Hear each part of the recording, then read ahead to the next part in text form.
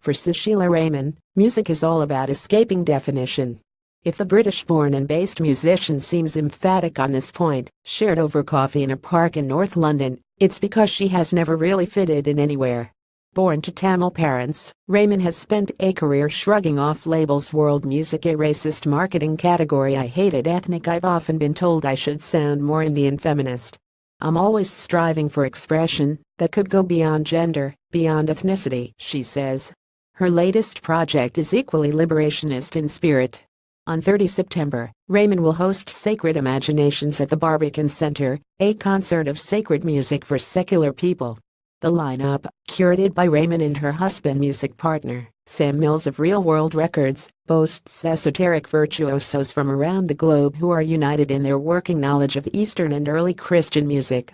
Parts of it will, says Raman, be like plugging into something from the 4th century. Raman has been mining this intersection between ancient and modern since her 2001 Mercury-nominated debut, Salt Rain. That record was a bricolage of genre-defying originals and reworked ancient devotionals, sung in English, Tamil, Sanskrit, and Hindi.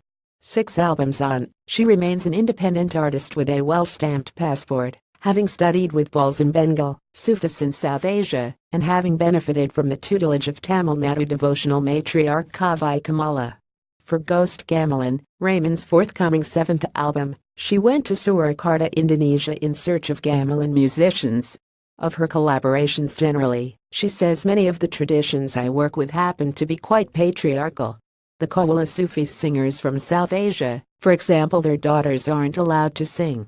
But I wanted to penetrate that scene, to earn their respect. Susheela Raman performing live working with Kawalas on her 2013 album, Queen Between, was rewarding, says Raman, although initially difficult. Indonesia was also tough. The self-determining woman artist is something they don't recognize, though we managed to transcend that in the end. It was a great experience. Sexism, of course, isn't just the preserve of the East. She empathizes with the frustrations expressed by Björk in a famous 2015 interview with Pitchfork concerning the microaggressions female artists face. She's one of my big heroes. I always think, what would Björk do? Increasingly, Raman finds herself aching for female collaborators. Abida Parveen, doyen of the Qawwali world, was just out of reach for Queen Between. I couldn't afford her fees, but Raman is buzzing with enthusiasm over Lucy Antunes, the Parisian marimba and vibraphone percussionist who guests on Ghost Gamelan. I was gobsmacked the first time I saw footage of her performing. It's like she's talking in tongues.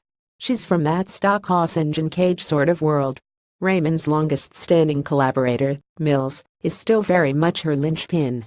But it is only after the Brexit referendum that the mixed-race couple has experienced xenophobia on London streets. It was a group of people outside a pub in Islington chanting things, but honestly, Brexit hasn't affected us. If anything, it's made us stronger. We just really believe in what we do.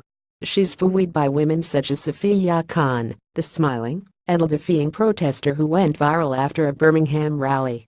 That image just said it all, didn't it? I feel optimistic. I cope with the strife by doing this work. If she's uninterested in overtly political lyricism, that is perhaps because her values are self-evident in her work. It's clear where I stand.